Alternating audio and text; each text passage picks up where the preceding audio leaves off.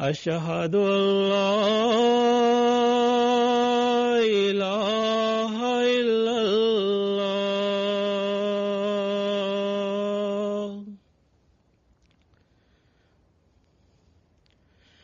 أشهد أن لا إله إلا الله أشهد أن محمدًا رسول الله أشهد أن محمدًا رسول الله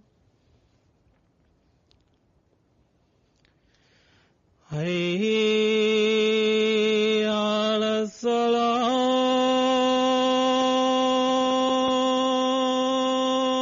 الصلاة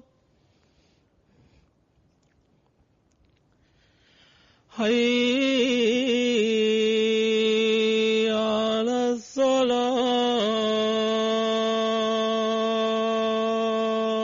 الصلاة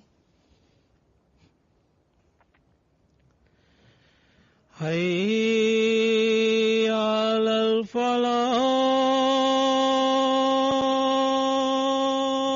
الفلاح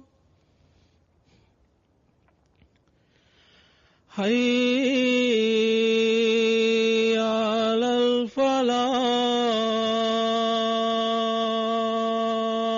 الفلاح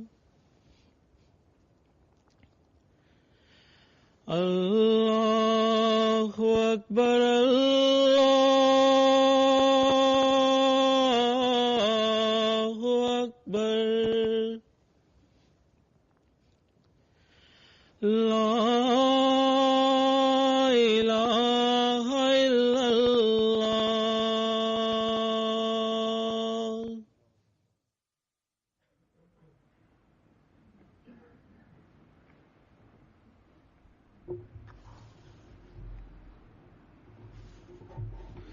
السلام عليكم ورحمة الله.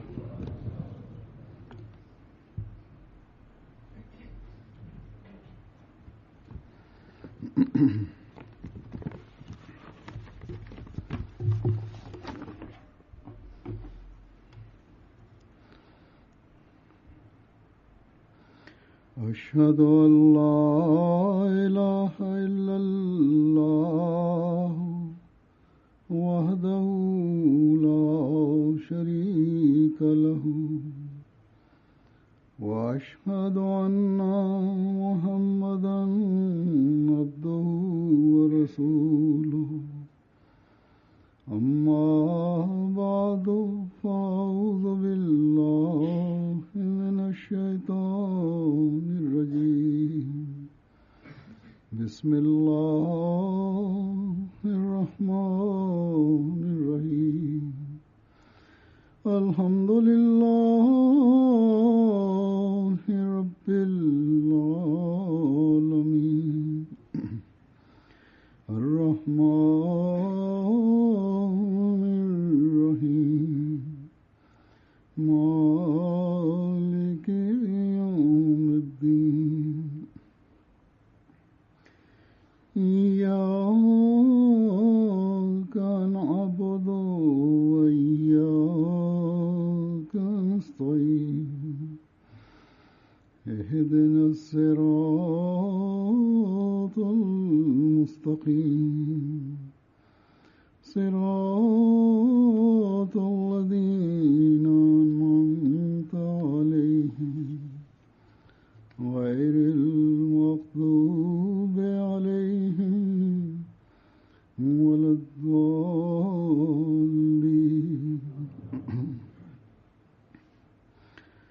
وقل لعبادي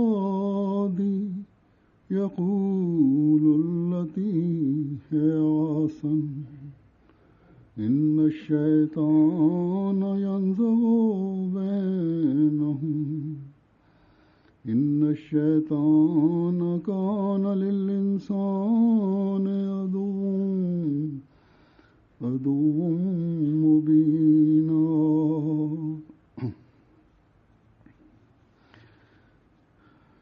इस आयत का तर्जुमा है कि और तू मेरे बंदों से இந்த வசனத்தின் பொருள், बात किया करें நீ என்னுடைய அடியார்களிடம் அவர்கள் எல்லாவற்றையும் விட சிறந்த பேச்சை பேச வேண்டும் என்று கூறுவீராக. நிச்சயமாக ஷைத்தான் அவர்களிடையே குழப்பத்தை ஏற்படுத்துகின்றான். நிச்சயமாக ஷைத்தான் மனிதனின் பகிரங்கமான பகைவனாவான். வசனத்தின் மொழியாக்கத்தை நீங்கள் கேட்டீர்கள். அல்லாஹ் தனது அடியாருக்கு இந்த தூது செய்தியை வழங்கியுள்ளான். அதாவது அவர்கள் எல்லாவற்றையும் விட சிறந்ததை கூற வேண்டும் என்று கூறுகின்றான். और अच्छी बात वही है இது முதல் விஷயமாகும். அல்லாஹ்வின் பார்வையில் எந்த விஷயம் சிறந்ததாக இருக்கின்றதோ அதுதான் சிறந்த விஷயமாகும். இதனாலே இறைவன் இபாதி, என்னுடைய அடியார் என்ற சொல்லை பயன்படுத்தியுள்ளான். அதன் மூலம் யார் என்னுடைய அடியாராக இருக்கின்றார்களோ அல்லது என்னுடைய அடியாராக ஆக வேண்டும் என்ற தேட்டத்தில் இருக்கின்றார்களோ அவர்களுக்கென்று எந்த விருப்பமும் இனி இல்லை. அவர்கள் தங்கள் விருப்பத்தை கைவிட்டுவிட்டு எனது விருப்பத்தை தேட வேண்டும் என்பதை நாம் பேணி நடக்கும்படி செய்துள்ளான். அவர்கள் எனக்கு விருப்பமான நல்லவற்றை தேட வேண்டும், அதாவது இறைவனுக்கு பிரியமான நல்ல விஷயங்களை தேட வேண்டும்.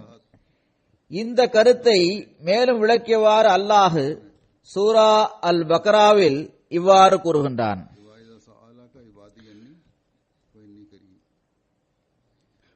வைதா சஅலக இபாதி அன்னி ஃபைன்னி கரீப் உஜீபு தாவத தாயி இதா தஆனி ஃபல் யஸ்தஜீபு லி வல் யுமினு பி லஅல்லஹும் யர்ஷுதூன். தூதரே, என்னுடைய அடியார்கள் உன்னிடம் என்னை பற்றி கேட்டால் நான் அவர்களது அருகில் இருக்கின்றேன் என்று கூறுவீராக. துஆ செய்பவர் என்னை அழைக்கும் போது நான் அவரது துஆவை ஏற்றுக்கொள்கின்றேன். எனவே துஆ செய்பவரும் எனது கட்டளையை ஏற்று நடக்க வேண்டும். மேலும் அவர் என் மீது ஈமான் கொள்ள வேண்டும். அதன் மூலம் அவர் நேர்வழியை அடைய முடியும். ஹஜ்ரத் மஸீஹே மவ்ஊத் அலைஹிஸ்ஸலாம் அவர்கள் இபாதி, அதாவது என்னுடைய அடியார்கள் என்பதற்கு இவ்வாறு விளக்கம் கூறியுள்ளார்கள். எவர்கள் அல்லாஹ்வின் மீதும் அவனுடைய தூதரின் மீதும் ஈமான் கொள்கின்றார்களோ அவர்களே இபாதி, என்னுடைய அடியார்கள் ஆவர். இறைவனுடைய அடியார்களில் ஒருவராக அவர்கள் இருப்பதன் காரணமாக இறைவனுக்கு அருகில் அவர்கள் இருக்கின்றனர். மேலும் எவர்கள் ஈமான் கொள்ளவில்லையோ அவர்கள் இறைவனை விட்டும் தொலைவில் இருக்கின்றனர். உண்மையான இறையடியாராக ஆகுவதற்கு என்னுடைய ஒவ்வொரு கட்டளையையும் அவர் ஏற்றுக்கொள்ள வேண்டும். மேலும் தனது ஈமானை வலுப்படுத்த வேண்டும் என்று அல்லாஹ் கூறுகின்றான். இந்த நிலை உருவாகும் போது இத்தகைய மக்கள் எல்லாவிதமான நன்மைகளையும் பெறக்கூடியவர்களாக ஆகிவிடுவர். அவர்களது துஆக்கள் ஏற்றுக்கொள்ளப்படும். எனவே என்னுடைய அடியார் எனக்கு நல்லதாக தெரிகின்ற விஷயத்தை தான் கூற வேண்டும், அதைத்தான் செய்யவும் வேண்டும் என்று இறைவன் கூறும்போது பிறகு நிச்சயமாக அத்தகைய அடியார்கள் தங்கள் ஈமானை வளர்ச்சி அடையும்படி செய்ய வேண்டும். அவர்கள் அல்லாஹ்வின் கட்டளைகளை தேட வேண்டும். அல்லாஹ்வின் பார்வையில் நல்லதாகவும் சிறந்ததாகவும் அழகாகவும் இருக்கும் வகையில் அவர்கள் தமது செயல்களை வடிவமைத்துக் கொள்ள வேண்டும். நமது செயல் ஒன்றாகவும் நமது சொல் வேறொன்றாகவும் இருக்க முடியாது. நமது செயல்கள் இறைவனது கட்டளைகளுக்கு மாற்றமானதாக இருந்து நாம் பிறருக்கு கூறும் அறிவுரை மட்டும் இறைவனுடைய கட்டளைகளுக்கு ஏற்ப இருப்பது சரியல்ல. அவ்வாறு நமது சொல்லுக்கும் செயலுக்கும் இடையே முரண்பாடு இருந்தால் அத்தகைய செயல்களை இறைவன் பாவம் என்று கூறுகின்றான். अल्लाह ताला फरमाता है அல்லாஹ் தாலா கூறுகின்றான், कि या अय्युहल्लज़ीना आमनू யா அய்யுஹல்லதீன ஆமனு मा ला तफ़अलून, லிம தகூலூன மா லா தஃஅலூன். तुम वो बातें क्यों कहते நம்பிக்கை கொண்டவர்களே, हैं तुम करते नहीं, நீங்கள் செய்யாததை ஏன் சொல்கின்றீர்கள்? तुम तक़ूलू मा ला तफ़अलून, கபுர மக்தன் இந்தல்லாஹி அன் தகூலு மா லா தஃஅலூன். बड़ा गुनाह है நீங்கள் செய்யாததை जो तुम करते नहीं। சொல்வது அல்லாஹ்வின் பார்வையில் மிக பெரும் பாவமாகும். இதை இங்கிருந்து அகற்றிவிடுங்கள். யார் இதை இங்கே வைத்திருக்கின்றார்கள்? இதை முன்னே கொண்டு செல்லுங்கள். சொல்லுக்கும் செயலுக்கும் இடையே முரண்பாடு இருப்பது இறைவன் மிகவும் வெறுக்கின்ற ஒன்றாகும். இன்னும் சொல்வதென்றால் அது பாவமாகும். कौल फेल का तज़ाद ஒருபுறம் ஈமான் கொண்டிருக்கின்றேன் என்ற வாதம் इंतहाई ना, இருக்கின்றது, மறுபுறம் இரட்டை வேடம் போடுகின்ற நிலை இருக்கின்றது. एक तरफ ईमान का दावा, இவை இரண்டும் ஒருபோதும் ஒன்று சேர முடியாது. ஹஜ்ரத் மஸீமூத் அலைஹிஸ்ஸலாம் அவர்கள் கூறுகின்றார்கள், நீங்கள் நான் கூறும் விஷயத்தை கேளுங்கள், அதை நன்றாக ஞாபகத்தில் வைத்துக் கொள்ளுங்கள். कि तुम मेरी बात உண்மையான உள்ளத்துடன் ஒரு மனிதனின் பேச்சு அமையவில்லை என்றால், மேலும் அதில் செயலளவிலான ஆற்றல் இல்லாமல் இருந்தால் அது பிறரிடம் தாக்கத்தை ஏற்படுத்தாது. அதாவது உண்மையான பேச்சை பேச வேண்டும். எதை அவர் பேசுகின்றாரோ அவரது செயலும் அதற்கேற்ப இருக்க வேண்டும். அவ்வாறு இல்லை என்றால் பிறகு அதனால் எந்த பலனும் ஏற்படாது. अगर नहीं யகூலுல்லதி ஹிய அஹ்சன், சிறந்தவற்றை கூறுங்கள் என்பதன் கருத்து उल्लती है आस ஏதாவது ஒரு அடியானின் விளக்கத்திற்கேற்ப சிறந்ததாக இருக்கும் விஷயத்தை கூற வேண்டும் என்பதல்ல. மாறாக அல்லாஹ் கூறும் விளக்கத்திற்கு ஏற்ப அது சிறந்ததாக இருக்க வேண்டும். அது நன்மைகளை பரப்பக்கூடியதாகவும் தீமைகளை தடுக்கக்கூடியதாகவும் இருக்க வேண்டும். ஒவ்வொரு மனிதனும் தான் விரும்பும் விளக்கத்தை கூறிவிட்டு बुराइयों से रोकने தனது சொல்லுக்கும் செயலுக்கும் இடையில் முரண்பாடு இல்லை, எனவே நான் மூமினாக இருக்கின்றேன் என்று கூறிவிட முடியாது. वाला नहीं कह सकता। ஒரு குடிகாரன் நான் குடிக்கின்றேன், எனவே நீங்களும் குடியுங்கள், ஏனென்றால் நான் எதை சொல்கின்றேனோ அதைத்தான் செய்கின்றேன் என்று கூற முடியாது. मैं शराब पीता இது நன்மையாகாது. இது சிறந்த விஷயம் அல்ல, மாறாக இது பாவமாகும். हूं, मैं कहता हूँ वो करता हूँ, இங்கு இந்த சமுதாயத்தில் நாம் பார்க்கின்றோம், சுதந்திரம் என்ற பெயரில் எவ்வளவு வெட்கங்கெட்ட செயல்கள் நடக்கின்றன. அவை வெளிப்படையாக செய்யப்படுகின்றன. டிவியிலும் இன்டர்நெட்டிலும் பத்திரிகைகளிலும் இந்த வெட்கங்கெட்ட செயல்கள் தொடர்பான விளம்பரங்கள் கொடுக்கப்படுகின்றன. की जाती है। ஃபேஷன் ஷோ மற்றும் டிரஸ் ஷோ என்ற பெயரில் நிர்வாண ஆடைகள் காட்டப்படுகின்றன. நிச்சயமாக இப்படிப்பட்டவர்களது சொல்லும் செயலும் ஒன்றாகத்தான் இருக்கின்றது. ஆனால் இறைவனின் பார்வையில் இது வெறுக்கத்தக்கதும் பாவமாகும். नंगे लिबास दिखाए जाते हैं। இவை அல்லாஹ்வின் கட்டளைகளுக்கு மாற்றமான செயல்களாகும்.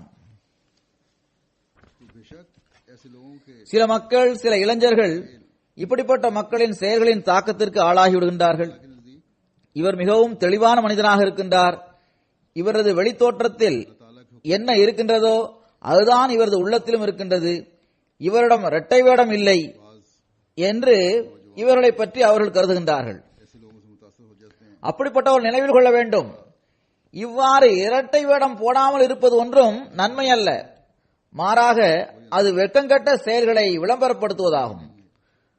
அது அல்லாஹ்வை விட்டும் तो उन्हें याद அவர்களை தொலைவில் கொண்டு சென்றுவிடும். कि ये दो रंग எனவே இந்த சமுதாயத்தில் வாழ்கின்ற இளைஞர்கள், ஆண்கள், பெண்கள் ஆகியோர் இத்தகைய சுற்றுச்சூழலிலிருந்து தங்களை பாதுகாத்துக் கொள்ள முயற்சி செய்ய வேண்டும். रहने वाले அல்லாஹ்வின் முன்பு குனிந்தவாறு எப்போதும் அவரிடம் ऐसे माहौल இஹ்தின ஸிராத்தல் முஸ்தகீம், कोशिश करनी चाहिए। என்னை நேரான வழியில் வழிநடத்துவாயாக என்று துஆ செய்ய வேண்டும். ஷைத்தானிடமிருந்து தப்பிப்பதற்காக துஆ செய்ய வேண்டும். सिरातुल मुस्तकीम पर चलने की அல்லாஹ் தனது கட்டளைகளுக்கு ஏற்ப நம்பிக்கையாளர்களிடம் சில எதிர்பார்ப்புகளை வைத்திருக்கின்றான். அவற்றை நாம் தேட வேண்டும். से அந்த சிறந்த விஷயங்களை தேடுவதற்கு பெரும் முயற்சி செய்ய வேண்டும். उसने एक मोमिन को அல்லாஹ் தாலா தனது அடியார்களுக்கு கருணை காட்டுவதுடன் தனது நெருக்கத்திற்கான அடையாளத்தை அவர்களுக்கு காட்டும் வகையில் சிறந்த விஷயங்களை तलाश करने की कोशिश நாம் தேட வேண்டும். और उसके लिए அதன் மூலம் அல்லாஹ் தாலா தனது திருப்தியை பெறுவதற்கான வழிமுறைகளை அவர்களுக்கு புரிய வைக்கின்றான். அடியார்கள் செய்துள்ள நன்மைகளை கண்டு மகிழ்ச்சி அடைந்து அவர்களது சொல்லிலும் செயலிலும் உள்ள இணக்கத்தை கண்டு தனது அடியார்களை அவர்கள் நட்கூலி பெற தகுதியுடையவர்களாக அல்லாஹ் ஆக்கிவிடுகின்றான். இந்த விஷயங்களை தேடுவதற்காக ஒரு அடியான் அல்லாஹ்வின் கட்டளைகளை தேட வேண்டும். அதன் மூலம் சிறந்தவை சிறந்தவை அல்லாதவை ஆகியவற்றிற்கு இடையில் உள்ள வித்தியாசம் அவருக்கு தெரிய வேண்டும். அதன் உண்மை அவருக்கு தெரிய வேண்டும். மேலும் இபாதி என்னுடைய அடியார்கள் என்று எவர்களை அல்லாஹ் அழைத்துள்ளானோ அவர்களில் ஒருவராக அவர் ஆக வேண்டும்.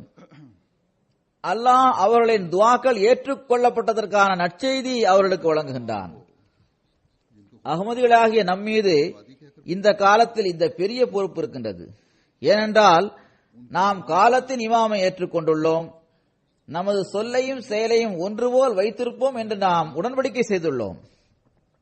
அதற்காக அல்லாஹ்வின் பார்வையில் சிறந்ததாக இருக்கக்கூடிய ஒவ்வொரு பணியையும் நாம் செய்வோம். அதற்காக முயற்சிகளை செய்வோம். எங்களது சொல்லிலும் செயலிலும் ஒருமித்த நிலை இருக்கும். அல்லாஹ் கூறியுள்ள சிறந்த விஷயங்களை செய்வதற்காக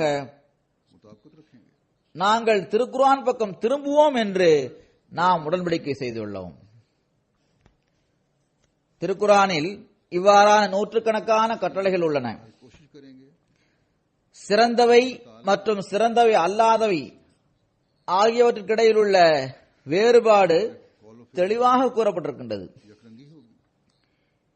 இவற்றை செய்தால் அல்லாஹ்வின் நெருக்கத்தை பெறக்கூடிய வழிகளை பெறக்கூடியவர்களாக நீங்கள் ஆகிவிடுவீர்கள்.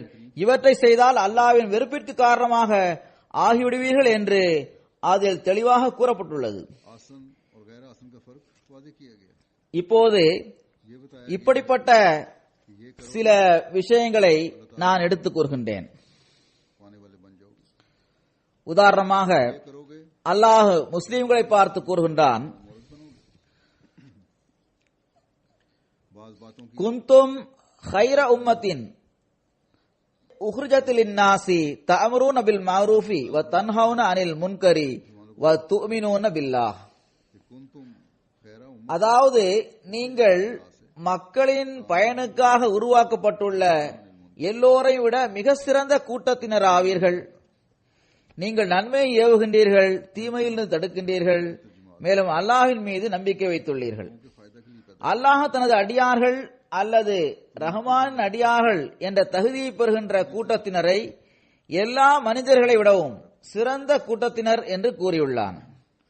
அவர்கள் ஏன் சிறந்தவர்களாக இருக்கின்றனர்? ஏனென்றால் அவர்கள் அல்லாஹ் தஆலா கூறியுள்ள வழிமுறைக்கேற்ப சிறந்தவற்றை தங்களது சொல்லிலும் செயலிலும் நிலைநாட்டியுள்ளனர். அவர்கள் ஏன் சிறந்தவர்கள் என்றால் அவர்கள் நன்மைக்கான வழியை காட்டுகின்றனர். மன விருப்பங்களுக்கு பின்னால் செல்வதற்கு பகரமாக இறைவன் தனது நெருக்கத்தை வழங்குவதற்காக தந்துள்ள அந்த நேர்வழி பற்றி அவர்கள் போதிக்கின்றனர். பிறகு அல்லாஹ் கூறுகின்றான், நீங்கள் சிறந்த கூட்டத்தினராக இருப்பதற்கான இன்னொரு காரணம் நீங்கள் தீமைகளிலிருந்து தடுக்கின்றீர்கள். ஒவ்வொரு தீமையிலிருந்தும் பாவத்திலிருந்தும் நீங்களும் உங்களை தடுத்துக் கொள்கின்றீர்கள். பிறரையும் அந்த தீமையிலிருந்து அவர்கள் தங்களை தடுத்துக் கொள்ள வேண்டும் என்று போதனை செய்கின்றீர்கள். அதன் மூலம் அல்லாஹ்வின் வெறுப்பிலிருந்தும் நீங்கள் தப்பித்து விடலாம். பிறகு அல்லாஹ்வின் மீது உங்களுக்குள்ள நம்பிக்கை வலுவானதாக இருக்கின்றது. இதனாலே நீங்கள் சிறந்த கூட்டத்தினர் ஆவீர்கள். இறைவன் என்னுடைய ஒவ்வொரு சொல்லையும் செயலையும் பார்க்கின்றான் என்ற நம்பிக்கையில் நீங்கள் நிலைத்திருக்கின்றீர்கள். உலகின் தற்காலிக ரப்புகள் எனது தேவைகளை நிறைவு செய்யவில்லை, மாறாக எல்லா உலகங்களுக்கும் ரப்பாக இருக்கின்ற இறைவனே எனது தேவைகளை நிறைவு செய்வோனாக இருக்கின்றான். அவன் எனது துஆக்களை கேட்பவனாவான் என்ற நம்பிக்கையில் நீங்கள் நிலைத்திருக்கின்றீர்கள். பிறகு இந்த விஷயம் எப்படிப்பட்டதென்றால் இதனை நாம் உலகிற்கு எடுத்துக் கூற வேண்டியதுள்ளது. அதாவது நீங்கள் எஞ்சியிருப்பது கூட இறைவனுடன் தொடர்பு ஏற்படுத்திக் கொள்வது, அவனது கட்டளைகளுக்கு ஏற்ப செயல்பட்டு அக்கட்டளைகளை நிறைவேற்றுவதில் தான் இருக்கின்றது. அவை உலக சுகபோகங்களிலும் இன்பங்களிலும் இல்லை. பிறகு அல்லாஹ் தஆலா திருக்குர்ஆனில் இந்த சிறந்த விஷயங்கள், நன்மைகள், தீமைகள் ஆகியவற்றை பற்றி மேலும் பல விவரங்களை கூறியுள்ளான். जिसको दुनिया को भी बताओ। உதாரணமாக बका அல்லாஹ் கூறுகின்றான், अल्लाह ताला के साथ ताल्लुक जोड़ने வல்லதீன லா யஷ்ஹதூன ஸூர करने और चलने से வைதா மர்ரு பில் லக்வி மர்ரு கிராமா. दुनियावी आसाइशों அல்லாவின் அத்தகைய அடியார்கள் பொய் சாட்சி கூற மாட்டார்கள். कुरान करीम में மேலும் வீணானவற்றை கடந்து செல்லும் போது அதில் கலந்து கொள்ளாமல் கண்ணியமாக அவற்றை கடந்து சென்று விடுவர். இங்கு இரண்டு விஷயங்களிலிருந்து தடை செய்யப்பட்டிருக்கின்றது. ஒன்று பொய்யிலிருந்து தடை செய்யப்பட்டிருக்கின்றது, மற்றொன்று வீணான விஷயங்களிலிருந்து தடை செய்யப்பட்டிருக்கின்றது. அதாவது பொய் சாட்சி கூறக்கூடாது, எத்தகைய சந்தர்ப்பத்திலும் பொய் சாட்சி கூறக்கூடாது. இன்னும் சொல்வதென்றால் பிரிதோரிடத்தில் அல்லாஹ் கூறுகின்றான், உங்களது சாட்சி கூறும் தரம் எத்தகையதாக இருக்க வேண்டும் என்றால், உங்களுக்கு எதிராகவோ அல்லது உங்களது பெற்றோர்களுக்கு எதிராகவோ அல்லது உங்களுக்கு பிரியமான உறவினர்களுக்கு எதிராகவோ சாட்சி கூற வேண்டியது வந்தாலும் நீங்கள் சாட்சி கூற வேண்டும். உண்மையை நிலைநாட்டுவதற்கான தரம் இதுவேயாகும். झूठी गवाही नहीं இந்த தரத்தை நிலைநாட்டினால்தான் फरमाया அல்லாஹ் எவற்றை சிறந்த விஷயங்கள் என்று கூறுகின்றானோ அந்த சிறந்த अपने खिलाफ விஷயங்களாக இவை கணக்கிடப்படும். இதன் விளைவாக மனிதன் அல்லாஹு தாலாவின் நெருக்கத்தை பெறுபவனாக ஆகிவிடுகின்றான். நன்மைகளில் மேலும் முன்னேற்றம் ஏற்படுகின்றது. मयार है அல்லாஹ்வின் உண்மையான அடியார்களில் ஒருவராக அவன் ஆகிவிடுகின்றான். பிறகு அல்லாஹு தாலா உண்மை தொடர்பாக மேலும் கூறுகின்றான், யா அய்யுஹல்லதீன ஆமனுத்தகுல்லாஹ வகூலு கௌலன் ஷதீதா. पूर्व हासिल करने वाला बंदा நம்பிக்கை கொண்டவர்களே, அல்லாஹ்வுக்கு அஞ்சுங்கள், மேலும் और उन लोगों में शुमार होता है கோணல் தன்மை இல்லாத கூற்றுகளை கூறுங்கள். बंदे हैं। இன்னும் சொல்வதென்றால் அது உண்மையான தெளிவான நேரிய கூற்றாக இருக்க வேண்டும். या अय्युहल्लज़ीना आमनु तकुल्लाह वक़ूलू कौलन सदीदा இத்தகைய உண்மையின் தரத்தை நிலைநாட்டுவதுதான் சிறந்த விஷயமாகும். तकवा इख्तियार करो அதை செய்யும்படியும் அதை பரப்பும்படியும் அல்லாஹ் கட்டளையிட்டுள்ளான். ஆனால் நாம் बल्कि सच्ची நம்மை ஆய்வு செய்து பார்த்தால் நம்மிடம் உண்மையின் அந்த தரம் தென்படவில்லை. ஒவ்வொரு அடி எடுத்து வைக்கும் போதும் நமது மன விருப்பங்கள் அங்கு நிற்கின்றன. நாம் ஆய்வு செய்து பார்த்தால் நம்மில் எத்தனை பேர் தேவைப்படும் போது நமக்கு எதிராகவே சாட்சி கூற தயாராக இருக்கின்றோம். நம்மில் எத்தனை பேர் நமது பெற்றோருக்கு எதிராக சாட்சி கூறுவோம், நமது பிரியமானவர்களுக்கு எதிராக சாட்சி கூறுவோம். तो सच्चाई के ये मयार नजर नहीं आते। பிறகு இந்த தரத்தையும் நிலைநாட்ட வேண்டும். नुकसानी ख्वाहिशात खड़ी हैं। தினந்தோறும் நாம் பேசும் பேச்சு, வியாபார விஷயங்கள் போன்ற ஒவ்வொரு விவகாரங்களிலும் கோணலான விஷயங்களை பேசுவதிலிருந்தும் விடுபட்டு இருக்க வேண்டும். எங்காவது சில இடங்களில் சுயநலம் இடையில் வந்துவிடுகின்றது, அல்லது தனது நெருக்கமானவர்களது अपने प्यारों के खिलाफ गवाही பலன்கள் தடை கற்களாக வந்து விடுகின்றன, कायम करें। அல்லது தற்பெருமை வந்து விடுகின்றது. रोजमर्रा की गुफ्तगू தவறை ஏற்றுக்கொள்ள எவரும் தயாராக இருப்பதில்லை. இவ்வாறு விஷயங்களை கோணலான விஷயங்களாக ஆக்குவதற்கு முயற்சி செய்யப்படுகிறது. அதன் மூலம் அவர்கள் या तो பிரச்சனைகளிலிருந்து தங்களை பாதுகாத்துக் கொள்கின்றனர். அதன் மூலம் அவர்கள் தமது சுய பயன்களை பெறுகின்றனர். या கவுலே சதீத் என்னும் நேரிய கூற்றை கூறுவதில் मानने को உயர்ந்த தரத்தை அடைவது அல்லாஹ் கூறியுள்ள சிறந்த விஷயங்களில் ஒன்றாகும். तेजदार அல்லது எவ்வித கோணலுமின்றி உண்மையை தெளிவாக கூறுவதுதான் ताकि अपने அல்லாஹ்விடத்தில் சிறந்த விஷயமாகும் कौले सदीद का என்றும் இதனை நாம் கூறலாம். अल्लाह ताला के இந்த கட்டளைக்கேற்ப செயல்பட்டால் நமது வீட்டில் நடைபெறும் சண்டைகளிலிருந்து மற்ற சமுதாய அளவிலான சண்டைகள் வரை ஒவ்வொன்றுக்கும் முடிவு வந்துவிடும். நாம் நீதிமன்றங்களுக்கு செல்ல வேண்டிய அவசியம் இருந்திருக்காது. हुक्म पर अमल ஜமாத்தின் கஸா அதாவது நீதித்துறையிடம் செல்ல வேண்டிய தேவையும் நமக்கு இருந்திருக்காது. சமாதானம் மற்றும் அமைதியின் சூழல் எல்லா தரப்பிலும் நிலைநாட்டப்பட்டிருக்கும். அடுத்த தலைமுறையிலும் கூட உண்மையின் தரம் உயர்ந்துவிடும். பிறகு உண்மையின் உயர்வான தரத்தை அடைய வேண்டும் என்ற போதனையுடன் மேலும் வலியுறுத்தி கூறப்பட்டுள்ள விஷயம் என்னவென்றால், எந்த சபைகளில் உண்மையான விஷயங்கள் பேசப்படுவதில்லையோ, மேலும் அதில் தரக்குறைவான வீணான விஷயங்கள் பேசப்படுகின்றதோ அத்தகைய சபைகளிலிருந்து உடனடியாக எழுந்து சென்றுவிட வேண்டும். सच्चाई की बातें ना हो, எங்கு இறைவனின் போதனைகளுக்கு மாற்றமான விஷயங்கள் பேசப்படுகிறதோ जहां खुदा ताला அந்த சபைகளில் நீங்கள் செல்லக்கூடாது என்ற கட்டளை நமக்கு இருக்கின்றது. இந்த காலத்தில் இத்தகைய தரக்குறைவான வீணான விஷயங்கள் சில நேரங்களில் நாம் உணராத நிலையிலேயே நாம் வீடுகளில் கூடும் சபைகளில் அல்லது நாம் அமர்ந்துள்ள சபைகளில் பேசப்படுகிறது. ஜமாத் அமைப்பிற்கு எதிராக விஷயங்கள் அவற்றில் பேசப்படுகிறது. ஜமாத் பொறுப்பாளருக்கு எதிராக விஷயங்கள் பேசப்படுகின்றது. இது பற்றி பலமுறை நான் கூறியுள்ளேன். அதாவது கீழ்மட்டத்தில் சீர்திருத்தம் ஏற்படாத நிலையில் பொறுப்பாளருக்கு எதிராக ஏதாவது விஷயங்கள் கூற வேண்டியது இருந்தால் அவற்றை எனக்கெட்ட வையுங்கள். ஆனால் சபையில் அமர்ந்து இவற்றை பேசினால் அவை வீணான விஷயங்களாக ஆகிவிடும். அதனால் சீர்திருத்தம் ஏற்படாது. மாறாக அதனால் மேலும் குழப்பமும் சீர்கேடும் சண்டைகளும் தான் பெருகும். பிறகு இந்த காலத்தில் டிவியில் மோசமான படங்கள் வருகின்றன, இன்டர்நெட்டிலும் மிகவும் மோசமான தரக்குறைவான படங்கள் வருகின்றன, ஆடலும் பாடலும் இருக்கின்றன. எப்படிப்பட்ட பாடல்கள் வருகின்றன என்றால் அவற்றில் தேவிகள் மற்றும் தேவதைகளின் பெயரில் உதவி கேட்கப்படுகின்றது. சில இந்திய படங்களில் இவ்வாறு வருகின்றன. அவற்றில் அந்த தேவதைகளின் பெருமை எடுத்துக் கூறப்படுகிறது.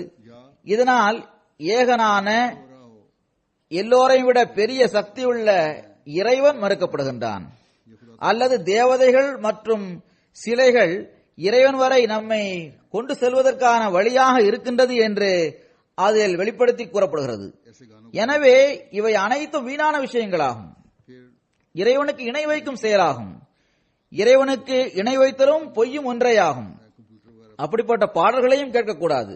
பிறகு பேஸ்புக் இருக்கின்றது, அல்லது ட்விட்டர் இருக்கிறது, அல்லது கம்ப்யூட்டரில் சேட்டிங் இருக்கின்றது. இதிலும் சபைகள் கூட்டப்படுகின்றது. அதில் சில சமயங்களில் இத்தகைய வீணான அசிங்கமான விஷயங்கள் பேசப்படுகின்றது. இதனால் மற்ற பிரிவினருடன் சண்டை ஏற்படும் போது சில இளைஞர்கள் அங்கு என்னென்ன விஷயங்கள் பேசப்பட்டன என்பதை எனக்கு அனுப்புகின்றனர். முதலில் இந்த இளைஞர்கள் தாமே அவற்றில் கலந்து கொள்கின்றனர். அதில் எத்தகைய விஷயங்கள் பேசப்படுகின்றன என்றால் நல்லியல்புள்ள ஒரு மனிதனால் அவற்றை கேட்கவே முடியாது. பெரிய பெரிய நல்ல குடும்பங்களை சார்ந்த ஆண் பிள்ளைகளும் பெண் பிள்ளைகளும் இதில் கலந்து கொள்கின்றனர். தங்களது நிர்வாணத்தை அவர்கள் அதில் வெளிப்படுத்துகின்றனர். ஒரு அகமதி இப்படிப்பட்ட விஷயங்களிலிருந்து தவிர்த்திருப்பது மிகவும் அவசியமானதாகும். ஒரு அகமதி முஸ்லிமுக்கு நீங்கள் சிறந்த கூற்றுகளை தேட வேண்டும் என்ற கட்டளை இருக்கிறது. நன்மைகளில் நம்மை முன்னேற வைக்கின்ற சிறந்த விஷயங்களை நாம் தேட வேண்டும். அதன் மூலம் அல்லாஹு தாலாவின் சிறப்பான அடியாராக நீங்கள் ஆக வேண்டும். அதன் மூலம் எந்த தீய மக்கள் மீது சாபம் விழ இருந்ததோ அதிலிருந்தும் நீங்கள் தப்பித்துக் கொள்ளலாம். எவ்வாறு இருப்பினும் பல சிறந்த கூற்றுகள் இருக்கின்றன. அவற்றை பற்றி இறைவன் நமக்கு எடுத்துக் கூறியுள்ளான். நன்மையின் வழிகளை பின்பற்றி செல்வதும் அதை பற்றி பிறருக்கு கூறுவதும் சிறந்த விஷயமாகும். தீமைகளிலிருந்து பிறரை தடுப்பதும் தானும் அவற்றிலிருந்து விலகி இருப்பதும் சிறந்த விஷயமாகும். அல்லாஹ் ஒரு நம்பிக்கையாளரிடத்தில், ஒரு உண்மையான இறை அடியாரிடத்தில் உங்களது கூற்றுகள் மிகவும் சிறந்தவையாக இருக்க வேண்டும் என்றே கூறுகின்றான். ஓரிடத்தில் அல்லாஹ் இவ்வாறு கூறுகின்றான், வலிக்குல்லி விஜஹத்தும் ஹுவ முவல்லிஹா ஃபஸ்தபிகுல் கைராத். ஒவ்வொரு நபருக்கும் ஒரு குறிக்கோள் இருக்கின்றது. அதை அடைவதற்காக அவர் அதில் தன்னை முழுமையாக ஈடுபடுத்திக் கொள்கின்றார். உங்களது குறிக்கோள் எதுவாக இருக்க வேண்டும் என்றால் நீங்கள் நன்மைகளில் முன்னேறி செல்ல முயற்சிகளை செய்ய வேண்டும். நன்மைகளில் முன்னேறி செல்வதற்கான முயற்சி செய்யும் போது அதனால் சொல் செயல் ஆகிய இரண்டுமே சிறந்தவையாக இருக்கும். அவை இறைவன் விரும்புவதற்கு ஏற்ப இருக்கும்.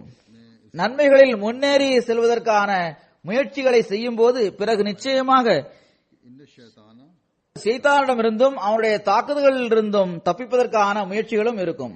நான் ஆரம்பத்தில் ஓதிய வசனத்தில் அல்லாஹு தாலா கூறுகின்றான், இன்ன ஷைத்தான யன்ஸகு பைனஹும், நிச்சயமாக ஷைத்தான் அவர்களிடையே, அதாவது மனிதர்களிடையே குழப்பத்தை ஏற்படுத்துகின்றான். ஷைத்தான் என்ற சொல்லுக்கு பல பொருள்கள் உள்ளன. நம்மில் பெரும்பாலார் அதை பற்றி அறிவோம். ரஹ்மானாகிய இறைவனின் ஒவ்வொரு கட்டளைக்கும் எதிரான விஷயங்களை கூறுபவர் ஷைத்தான் ஆவார். ஆணவம், கிளர்ச்சி, இழப்பு ஆகியவற்றை அவன் ஏற்படுத்துகின்றான். இவற்றின் பக்கம் மக்களை திருப்பக்கூடியவனாக ஷைத்தான் இருக்கின்றான். பொறாமையை நெருப்பில் எரியக்கூடியவனாக ஷைத்தான் இருக்கின்றான். இழப்பை ஏற்படுத்தக்கூடியவனாகவும் உள்ளங்களில் சலனங்களை ஏற்படுத்தக்கூடியவனாகவும் அவன் இருக்கின்றான். சுருக்கமாக எந்த விஷயங்கள் சிறந்தவையாக இருக்கின்றதோ, மேலும் அவற்றை செய்யும்படி இறைவன் கட்டளையிட்டுள்ளானோ அவற்றை செய்வதன் மூலம் அல்லாஹ்விற்குரிய உரிமைகளும் படைப்பினங்களுக்குரிய உரிமைகளும் செலுத்தப்படுகின்றன. ஷைத்தான் அவற்றிற்கு நேர் மாற்றமான கட்டளைகளை இடுகின்றான். அந்நஸாஉ மற்றும் நஸா என்பதன் பொருள் ஷைத்தான் கூறும் விஷயங்களாகும், அல்லது இதன் இன்னொரு பொருள் ஆலோசனையாகும். அந்த ஆலோசனையின் நோக்கம் மக்களில் ஒருவரை மற்றவருக்கு எதிராக தூண்டுவதாகும், மேலும் அதனால் குழப்பத்தை ஏற்படுத்துவதாகும். எனவே அல்லாஹ் கூறுகின்றான், ஷைத்தான் மனிதனுக்கு அதுவும் முபீனா, அதாவது பகிரங்க எதிரியாக இருக்கின்றான். நீங்கள் என்னுடைய அடியாராகி அந்த எல்லா சிறந்த விஷயங்களையும் சொல்லாமலும் செய்யாமலும் இருந்தால், அவற்றிற்கேற்ப செயல்படாமல் இருந்தால், ரஹ்மானாகிய இறைவனின் அடியாராக இருப்பதிலிருந்து விலகி ஷைத்தானின் மடியில் விழுந்து விடுவீர்கள். ஷைத்தான் உங்களிடத்தில் பொய்யையும் உருவாக்குவான், தற்பெருமையையும் உருவாக்குவான், கிளர்ச்சி செய்வதையும் உருவாக்குவான், மற்றவர்களுக்கு இழப்பை ஏற்படுத்துவதன் பக்கம் உங்கள் கவனத்தை திருப்புவான், உள்ளங்களில் சந்தேகங்களை ஏற்படுத்துவான், பொறாமையின் நெருப்பில் எரியும்படி உங்களை செய்வான். ஹஜ்ரத் நபிகள் நாயகம் ஸல்லல்லாஹு அலைஹி வஸல்லம் அவர்கள் கூறினார்கள், நீங்கள் இரவில் தூங்கும் போது திருக்குர்ஆனின் இறுதி 2 சூரத்துகளான சூரத்துல் ஃபலக் மற்றும் சூரா அன்-நாஸ் ஆகியவற்றை 3 முறை ஓதி உங்கள் மீது ஊதிக்கொள்ளுங்கள். இதன் மூலம் ஷைத்தானிய எண்ணங்கள், சந்தேகங்கள், தீமைகள் ஆகியவற்றிலிருந்து நீங்கள் பாதுகாக்கப்படுவீர்கள் என்று அவர்கள் கூறியுள்ளார்கள். இதன் பக்கம் உங்களது கவனம் இருக்க வேண்டும். இந்த சூறாக்களை ஓதிவிட்டு இத்தகைய தீமைகளிலிருந்து நாம் பாதுகாப்பாக இருக்க வேண்டும் என்ற எண்ணமும் உங்களுக்கு இருக்க வேண்டும். இவற்றிலிருந்தும் எங்களை நீ பாதுகாப்பாக வைப்பாயாக என்று அல்லாஹ்விடம் துஆ செய்ய வேண்டும். எனவே சிறந்த விஷயங்களில் ஈடுபடுவதும் நன்மைகளில் முன்னேறுவதும் ஷைத்தானிடமிருந்து தப்பிக்கும் நிலையும் எப்போதும் அல்லாஹ்வின் உதவி நம்முடன் இருக்குமோ அப்போதே ஏற்படும். அவனிடம் துஆவுடன் நேர்வழியை வேண்டியவாறு அவனது கட்டளைகளை, அதாவது அல்லாஹ்வின் கட்டளைகளை தேடுவதுடன் ஷைத்தானிடமிருந்து தப்பிப்பதற்கான முயற்சியும் செய்யும் போதுதான் அது ஏற்படும். ஹஜ்ரத் மஸீஹ் மவ்ஊத் அலைஹிஸ்ஸலாம் அவர்கள் கூறுகின்றார்கள், ஷைத்தான் மனிதனை வழிகெடுப்பதற்காகவும் அவனது செயல்களை குழப்பமானதாக ஆக்குவதற்காகவும் எப்போதும் தயாராக இருந்து கொண்டே இருக்கின்றான். இதுவரை என்றால் நன்மையான காரியங்களில் கூட அவனை வழிகெடுக்க விரும்புகின்றான். ஏதாவது ஒரு வகையிலான குழப்பத்தை ஏற்படுத்துவதற்கு திட்டங்களை தீட்டுகின்றான். தொழும்போது அதிலும் கூட வெளிவேஷம், பகட்டு போன்றவற்றை சேர்த்துவிட விரும்புகின்றான். அதாவது தொழுபவரது உள்ளத்தில் இத்தகைய எண்ணங்களை ஏற்படுத்தி குழப்பத்தை ஏற்படுத்த விரும்புகின்றான். இமாமத் செய்பவரை கூட இப்படிப்பட்ட துன்பத்தில் ஆழ்த்த அவன் விரும்புகின்றான். எனவே அவனது தாக்குதல்களிலிருந்து ஒருபோதும் அச்சமற்ற நிலையில் நாம் இருந்துவிடக் கூடாது. ஏனென்றால் இவனது தாக்குதல் குழப்பவாதிகள் மற்றும் தீயவர்கள் மீது பகிரங்கமாக நடக்கின்றது. அவர்கள் இவனது இரையாக இருக்கின்றனர். ஆனால் தூயவர்கள் மீது தாக்குதல் நடத்துவதற்கும் அவன் தயங்குவதில்லை. ஏதாவது ஒரு வகையில் சந்தர்ப்பம் கிடைக்கும் போது அவர்கள் மீதும் தாக்குதலை நடத்துகின்றான்.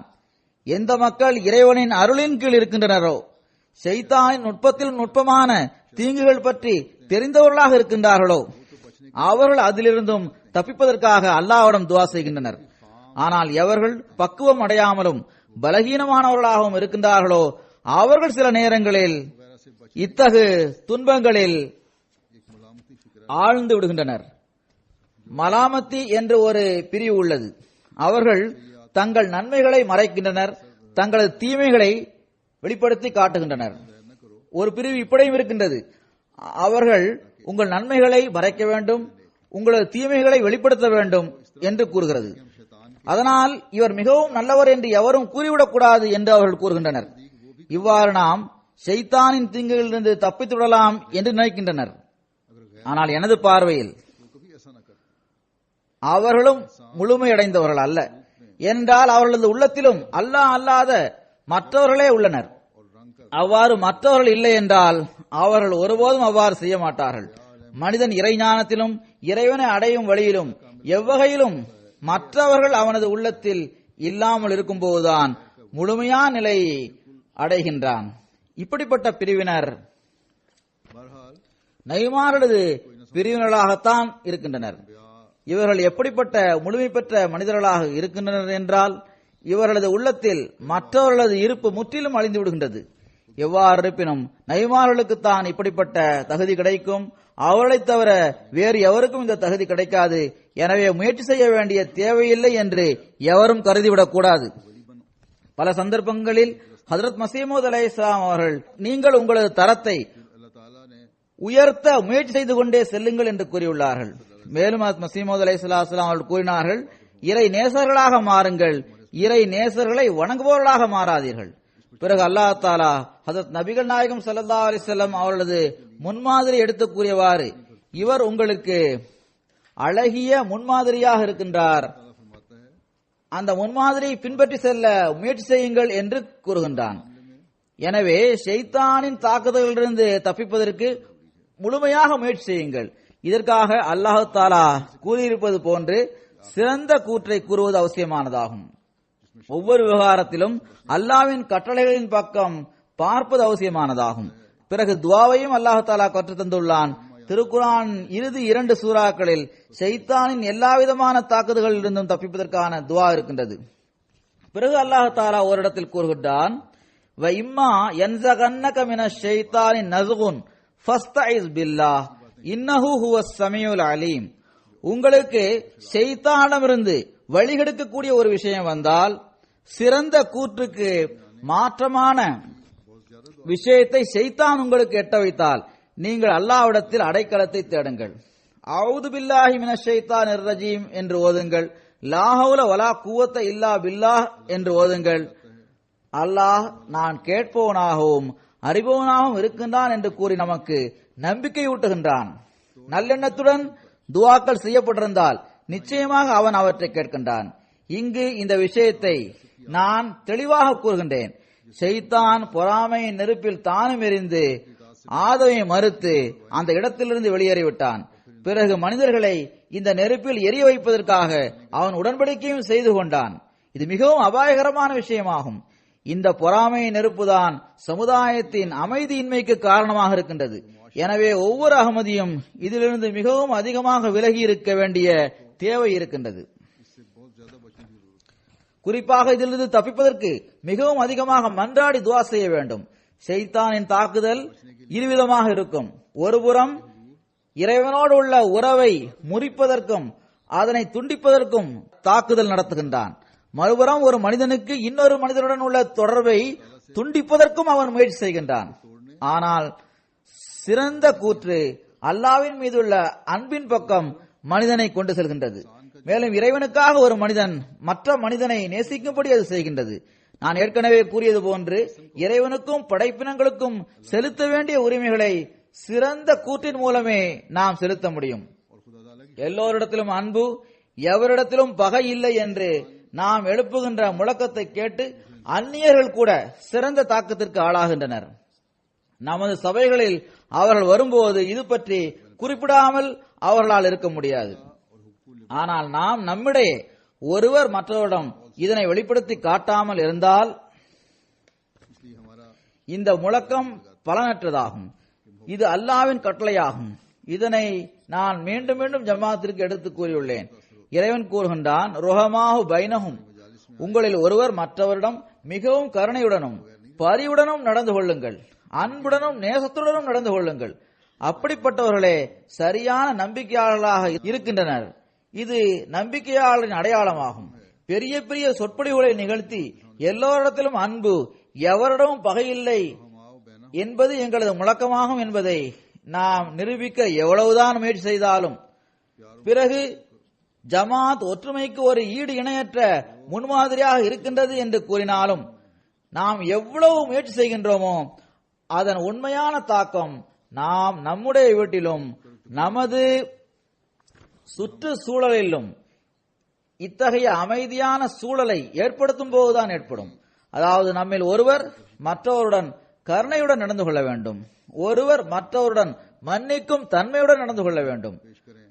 இதுவும் எப்படிப்பட்ட நன்மை என்றால் இது பற்றியும் அல்லாஹு தாலா குறிப்பாக போதனை செய்துள்ளான். அல்லாஹ் கூறுகின்றான், வல் யாஃபு வல் யஸ்ஃபஹு, மன்னியுங்கள், கண்டும் காணாது போன்று நடந்து கொள்ளுங்கள். சுருக்கமாக அல்லாஹ்வின் எண்ணற்ற கட்டளைகள் உள்ளன. அவை அல்லாஹ்வின் நெருக்கத்தை நமக்கு வழங்குகிறது. ஆனால் இந்த உலகம் எப்படிப்பட்டது என்றால், நாம் ஒவ்வொரு அடி எடுத்து வைக்கும் போதும் ஷைத்தானை எதிரிட வேண்டியது வருகிறது. அவன் பல சந்தர்ப்பங்களில் நமது சொல்லுக்கும் செயலுக்கும் இடையில் முரண்பாட்டை ஏற்படுத்த விரும்புகின்றான்.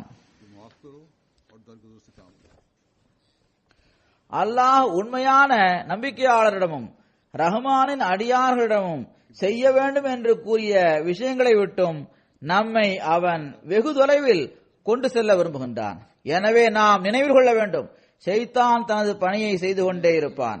அவன் ஆதம் படைக்கப்பட்ட தருணத்திலிருந்தே அல்லாஹ்விடம், நீ எனக்கு கால அவகாசம் வழங்குவாயாக, எவருக்கு நான் சஜதா செய்ய வேண்டும் என்று நீ கட்டளையிட்டாயோ அவரை நான் நேர்வழியில் இருந்து வழிதவற செய்ய வேண்டும் என்று கூறி அல்லாஹ்விடம் கால அவகாசம் வழங்கும்படி ஷைத்தான் கேட்டான்.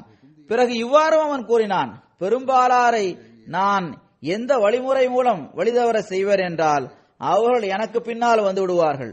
ரஹ்மானின் அடியார்கள் குறைவாக இருப்பார்கள், ஷைத்தானின் அடியார்கள் அதிகமாக இருப்பார்கள் என்று ஷைத்தான் கூறினான். எவர் உன்னை பின்பற்றி செல்வாரோ அவரை நான் நரகில் போடுவேன் என்று அல்லாஹும் கூறினான். இந்த காலத்தில் நான் உதாரணமாக கூறியதிலிருந்து பல விஷயங்கள் எவ்வாறு இருக்கின்றனவென்றால் அவை அல்லாஹ்வின் வெறுப்பின் பக்கம் கொண்டு செல்லக்கூடியவையாக இருக்கின்றன. அவற்றை சரியாக பயன்படுத்துவது தீமையாகாது, ஆனால் அவற்றை தவறாக பயன்படுத்துவது தீமைகளை பரப்புவதற்கும் அசிங்கத்தை பரப்புவதற்கும் பாவங்களை பரப்புவதற்கும் மிகப்பெரிய வழியாக ஆகியிருக்கிறது. ஆனால் இதே பொருள்கள் நன்மைகளை பரப்புவதற்குரிய வழியாகவும் இருக்கின்றது. டிவி இருக்கின்றது, பல தகவல்களையும் அறிவுபூர்வமான விஷயங்களையும் அது நமக்கு தருகின்றது. ஆனால் வெட்டங்கட்ட செயல்களும் இதன் காரணமாக பொதுவானதாக ஆகிவிட்டது. இந்த காலத்தில் டிவியை சிறந்த முறையில் அகமதிகளாகிய நாம் தான் பயன்படுத்துகின்றோம், அல்லது அஹ்மதியா ஜமாத் தான் இதனை சிறந்த முறையில் பயன்படுத்துகிறது. நான் மாநாட்டு நாட்களிலும் இது பற்றி கவனமூட்டினேன். அதனால் சில மக்களிடம் நல்ல தாக்கம் ஏற்பட்டுள்ளது. நாங்கள் முதலில் எம்டியை பார்க்காமல் இருந்தோம், இப்போது நீங்கள் கூறியதால் எங்களுக்கு கவனமூட்டியதால் நாங்கள் எம்டியை பார்க்க ஆரம்பித்திருக்கின்றோம் என்று அவர்கள் கூறுகின்றனர். இதற்கு முன் நாங்கள் ஏன் இதனை பார்க்காமல் இருந்தோம், இதோடு நாங்கள் ஏன் இணையாமல் இருந்தோம் என்று வருத்தப்படுகின்றனர்.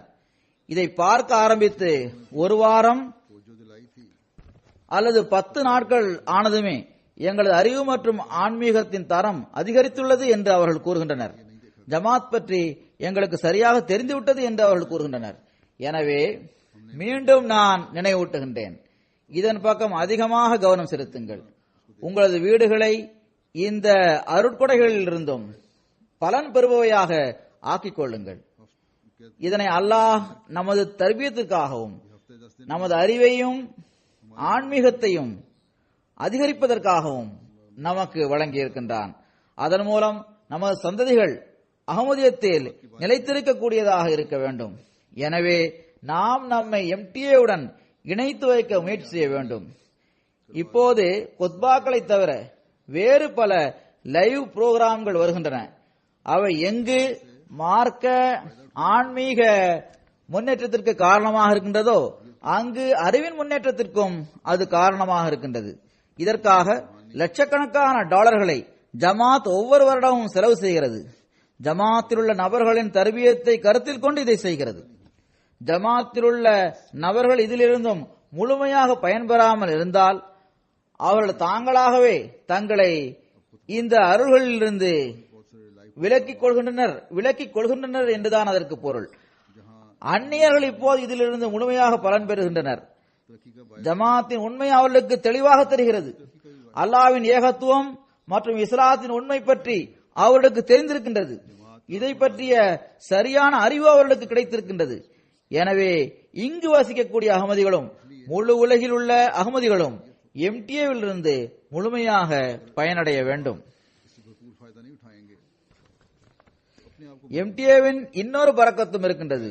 அது ஜமாத்தை கிலாஃபத்துடன் இணைப்பதற்கான மிகப்பெரிய ஊடகமாக இருக்கின்றது. எனவே இதிலிருந்தும் பயன்பெற வேண்டும். அல்லாஹு தாலா மனிதனுக்கு அறிவை வழங்கியுள்ளான். மனிதன் அந்த அறிவை பயன்படுத்தி தனது எளிதான நிலைக்கான வழிவகைகளை செய்து கொண்டான். அல்லாஹு தாலா கூறுகின்றான், இன்னா ஜஅல்னா மா அலல் அர்லி ஸீனத்தல்லஹா லினப்லுவஹும் அய்யுஹும் அஹ்ஸனு அமலா. நிச்சயமாக நாம் அவர்களுள் எவர் சிறந்த முறையில் செயலாற்றுகின்றார் என்பதனை சோதிப்பதற்காக பூமியில் உள்ளவற்றை நாம் அதற்கு அலங்காரமாக்கியுள்ளோம். इससे फायदा उठाना चाहिए. இங்கு பூமியில் உள்ள ஒவ்வொரு பொருளையும் அலங்காரமாக்கியுள்ளதாக கூறி அதன் முக்கியத்துவத்தை அல்லாஹ் எடுத்துக் கூறியுள்ளான்.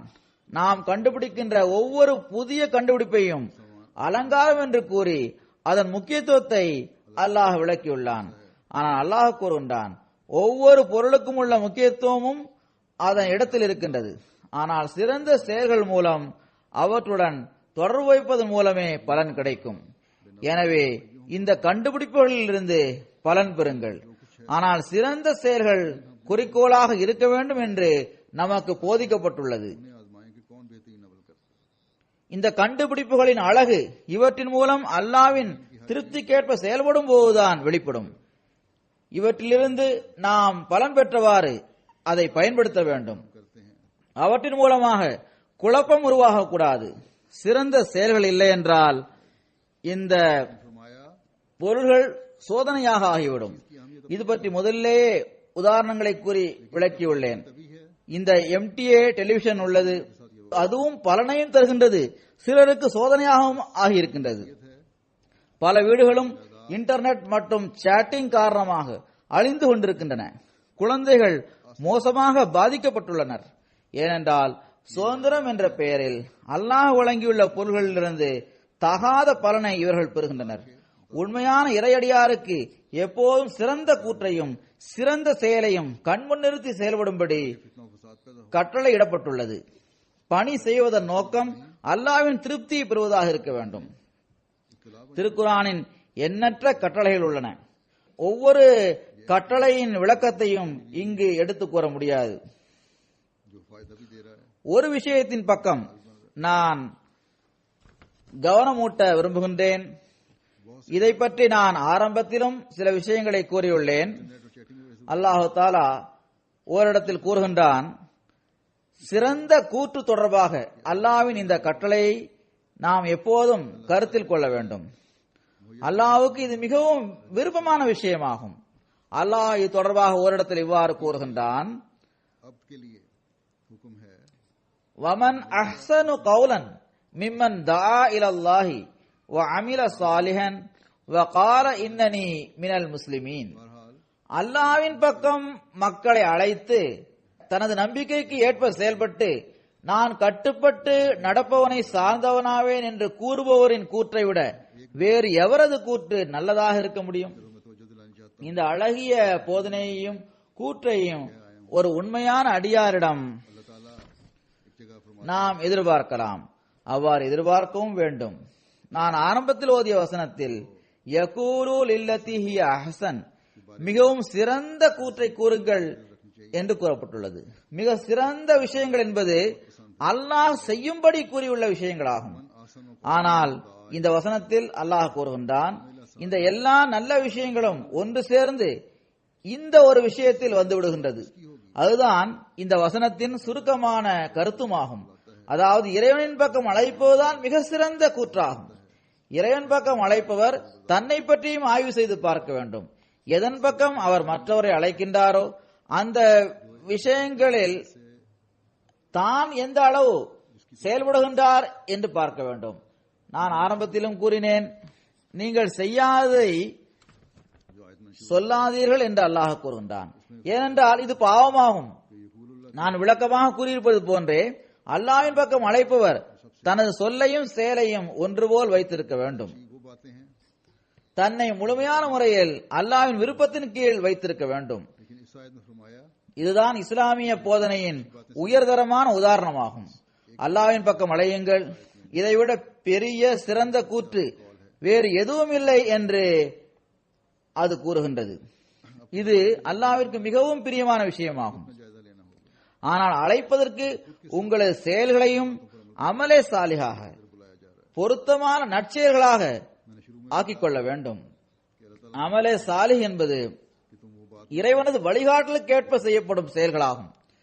அது நன்மைகளை பரப்பக்கூடியதாகவும் காலத்தின் தேவைக்கேற்பவும் இருக்கும்.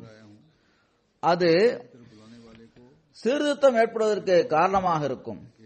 இங்கு அமலே சாலிஹிற்கான ஒரு உதாரணத்தை கூறுகின்றேன்.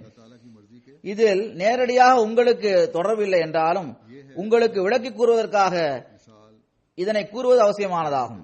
நான் முதலில் கூறி வந்துள்ளேன், மன்னிப்பதும் கண்டும் காணாது போல் நடந்து கொள்வதும் ஒரு நன்மையான விஷயமாகும். மன்னிக்கின்ற பழக்கத்தை ஏற்படுத்திக் கொள்ளுங்கள் என்று அல்லாஹ் கூறுகின்றான். ஆனால் திருடுவதையே வழக்கமாக கொண்டுள்ள ஒருவரை மன்னிப்பது அல்லது கொலை செய்வதை வழக்கமாக கொண்டுள்ள கொலையாளியை மன்னிப்பது சிறந்த செயல் அல்ல. அது அமலே சாலிஹ் ஆகாது. இங்கு அமலே சாலிஹ் எது என்றால் சமுதாயத்தை அதற்கு இழப்பு ஏற்படுவதிலிருந்தும் காப்பாற்றுவதற்காகவும் அதனை தீமைகளிலிருந்து தடுப்பதற்காகவும் மீண்டும் மீண்டும் இந்த தவறுகளை தெரிந்து கொண்டே செய்யும் நபருக்கு தண்டனை வழங்க வேண்டும். இவ்வாறான பல உதாரணங்கள் இருக்கின்றன. அல்லாஹ்வின் பக்கம் மக்களை அழைக்கும் பணியை செய்பவரை விட சிறந்தவர் வேறு யாரும் இல்லை என்று அல்லாஹ் கூறுகின்றான். இது அல்லாஹ்விற்கு மிகவும் விருப்பமான பணியாகும். அல்லாஹ்வின் பக்கம் அழைப்பது மட்டும் போதாது என்பதையும் அல்லாஹ்வின் பக்கம் அழைப்பவர்கள் நினைவு கொள்ள வேண்டும்.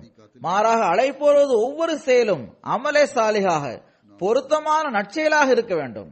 ஒருபுறம் மனிதன் நான் இறைவனின் ஒரு சிறந்த அடியாராக இருக்கின்றேன், எனவே இறைவனின் தூது செய்தியை எட்ட வைப்பது எனது கடமையாகும் என்று கூறிவிட்டு மறுபுறம் அப்படிப்பட்ட மனிதன் தனது மனைவி மற்றும் குழந்தைகளுக்கு உரிய உரிமைகளை செலுத்தாமல் இருந்தால், அல்லது பெண் தனது வீட்டை கண்காணிக்காமலும் தனது குழந்தைகளின் தர்பியத்தின் பக்கம் கவனம் செலுத்தாமலும் இருந்தால், அல்லது வேறு இஸ்லாமிய கட்டளைகளுக்கு ஏற்ப செயல்படாமல் இருந்தால், பெண்களின் ஆடை தொடர்பாக அவளது வெட்க உணர்வு, புனிதத்தன்மை ஆகியவற்றை கருத்தில் கொண்டு இஸ்லாம் கூறியுள்ள கட்டளைகளை பற்றி கருத்தில் கொள்ளாமல் இருந்து தப்லீகிற்காக மிகுந்த ஈடுபாட்டுடன் செயல்பட்டால், பிறகு அப்படிப்பட்ட நபரது தப்லீக் மூலம் ஒருவர் இஸ்லாத்தை ஏற்றுக்கொண்ட பிறகு திருக்குரானை படித்தால், பிறகு அவர் எனக்கு நீங்கள் தப்லீக் செய்தீர்கள், ஆனால் குரானில் வெட்கம் மற்றும்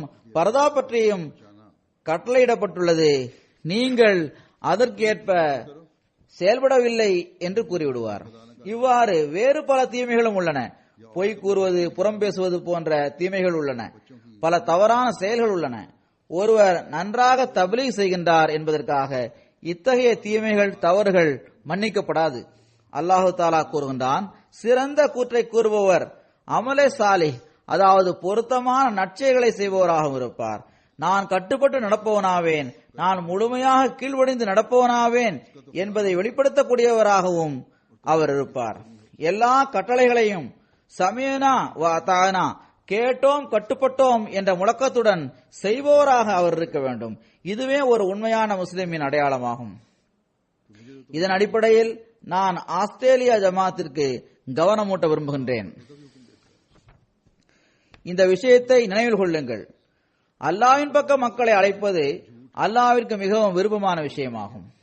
ஆனால் அத்துடன் இந்த பணியை செய்வதற்காக நமது செயல்களை அல்லாஹ்வின் கட்டளைகளுக்கு ஏற்ப வடிவமைத்துக் கொள்வது அவசியமானதாகும். முழுமையான கட்டுப்படுதல் மற்றும் கீழ்ப்படிதல் ஆகியவற்றின் முன்மாதிரியை காட்ட வேண்டியது அவசியமானதாகும். இந்த நாட்டின் ஜனத்தொகை ஏறக்குறைய 23 மில்லியன் ஆகும். ஆனால் இதன் பரப்பளவு மிகவும் விரிவானதாகும். பெரும் கண்டமாகவும் இது இருக்கின்றது. எவ்வாறு இருப்பினும் ஜனத்தொகை இங்கு அதிகமாக இல்லை. சில நகரங்களை கொண்ட குறிப்பிட்ட எல்லைக்குட்பட்டதாக இந்த நாடு இருக்கின்றது. சில நகரங்களுக்கு செல்வதற்கு அதன் தூரம் மிக அதிகமாக இருக்கின்றது. ஆனால் நான் மாநாட்டில் கூறியது போன்றே லஜ்னா, ஹுத்தாம், அன்சார் ஆகியோரும் ஜமாத் அமைப்பும் தப்லீக் பணிகள் பக்கம் முழுமையாக கவனம் செலுத்த வேண்டும். நமது பணி தூது செய்தி எட்ட வைப்பதாகும். விளைவுகளை உருவாக்குவது அல்லாஹ்வின் பணியாகும். நாம் நமது பணியை செய்வதுடன் அல்லாஹ்வுடன் துஆவும் செய்தால் இன்ஷா அல்லாஹு தஆலா விளைவுகளும் உருவாகும். எங்களுக்கு அஹ்மதியா ஜமாத்தை பற்றி தெரியாது என்று எவரும் கூறிவிடக் கூடாது. தற்செயலாக நான் பெருநாள் அன்று MTA-வில் இங்குள்ள ஸ்டுடியோவில் இருந்து வரும் புரோகிராமை பார்த்தேன். அப்போது நமது துணை அமீரான காலித் சைஃபுல்லா சாஹிப் அவர்கள் 1989ஆம் ஆண்டு ஹஜரத் 4வது கலிஃபத்துல் மஸீஹ் ரஹ்மத்துல்லாஹி தஆலா அவர்கள் பெருநாள் தொழுகையையும் ஜும்மா தொழுகையையும் இங்கு தொழ வைத்தார்கள் என்று கூறியதை கேட்டேன். அப்போது பள்ளிவாசல் மிக பெரியதாக இருந்தது.